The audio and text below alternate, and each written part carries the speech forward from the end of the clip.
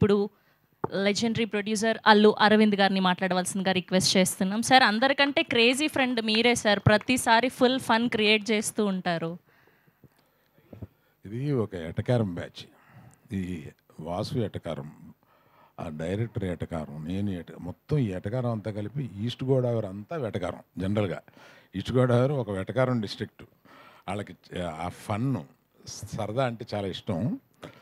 అందువల్ల మొదట్లో ఆయ్ అని పేరు పెడదామా అని ఆలోచించినప్పుడు ఒక ప్రాంతానికి ఆగిపోతుందేమో ఆయ్ అనేది, మిగతా ప్రాంతాల్లో తెలియదు కదా అని అంటే మేము కాసేపు కూర్చుని ఆయ్ ఎన్ని రకాలుగా ఉపయోగిస్తారు అని ఒక 20 రకాలు అనుకున్నాం ఆ ప్రాంతంలో. సో అందుకని టైటిల్ కరెక్టు. ఫిదా ఫిదా అనేది జనరల్గా ఇక్కడ తెలంగాణలో ఉండే టైటిల్, కానీ ఆంధ్రాలో కూడా సూపర్ హిట్ అయింది. అందువల్ల ప్రాంతానికి టైటిల్ని ఆపొద్దు, అందులో చెప్పే కంటెంట్ని బట్టి అది అంత దూరం వెళ్తుంది అని.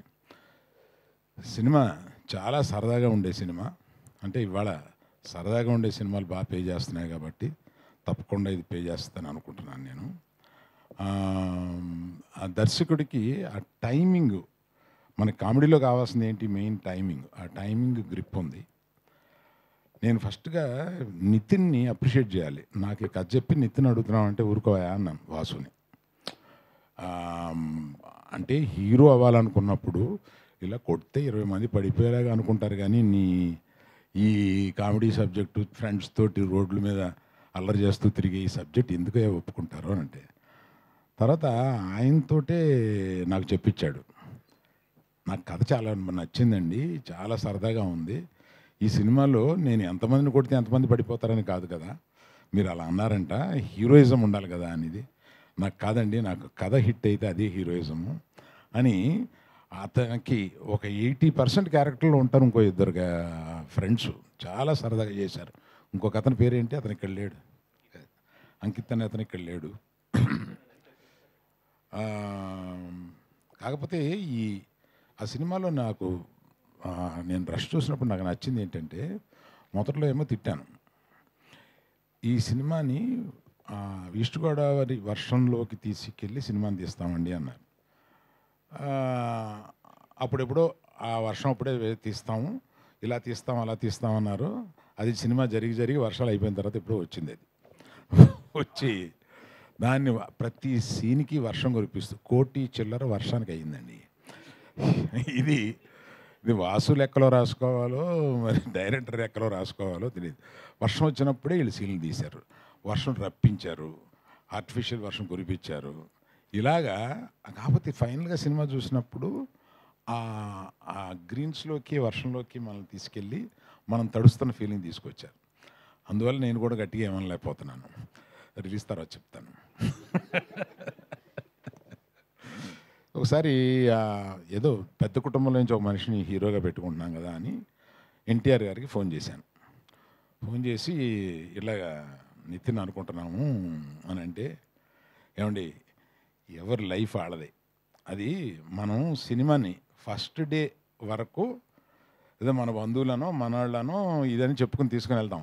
ఆ తర్వాత వాళ్ళు పడే కష్టం, వాళ్ళు చేసే యాక్టింగు, దాన్ని బట్టి వాళ్ళు పైకి వెళ్తారండి. అందుకని మీ కథ బాగుందని చెప్పాడు కనుక చేసేయడమే అండి, ఇవన్నీ పెద్దగా ఆలోచించొద్దు. పెద్దవాళ్ళ కుటుంబంలో నుంచి ఇలాంటి క్యారెక్టర్ ఏమీ లేదు, సినిమా బాగుంటే పర్వాలేదు, బ్రహ్మాండంగా ఆడద్ది, మీరు డెఫినెట్గా మిస్ కానివ్వరు, చెయ్యండి బాగుంటుంది అని అన్నారు. సో ఇది ఇతనిలో ఆ మెరిట్ చాలా ఉంది, చాలా బాగా చేశారు, చాలా ఈజీతో చేశారు ఆయన. అమ్మాయి కూడా, అమ్మాయి ఇక్కడ లేదు, ఇవాళ ఏదో ఎక్కడో షూటింగ్లో ఉందంట, దుబాయ్ పెళ్ళికి వెళ్ళింది. ఆ అమ్మాయి పెళ్ళా వేరే వాళ్ళ పెళ్ళి అంటండి. సో ఈ తర్వాత ఇలా చెప్పినప్పుడు మీ అజయ్ గారు మ్యూజిక్ డైరెక్టర్గా నాకు చెప్పారు, వాసు కొత్త కుర్రోళ్ళు కొంతమంది వస్తున్నారు, మన సినిమాలో ఎంకరేజ్ చేద్దామని. డెఫినెట్గా చేద్దామని అన్నాను. ఇలాంటి బడ్జెట్ లిమిటెడ్గా ఉన్న సినిమాల్లో మనం ఎంకరేజ్ చేసి వాళ్ళు పైకి వస్తే మనకే ఆనందం అవుతుంది. అలాగే నేను ఇంకా చాలా ఫంక్షన్లు జరుగుతాయి, నన్ను వాసు వదలడు కనుక అందరి గురించి మళ్ళీ విడివిడిగా చెప్తాను నేను. ఇంకేమైనా మర్చిపోయినా వాసు?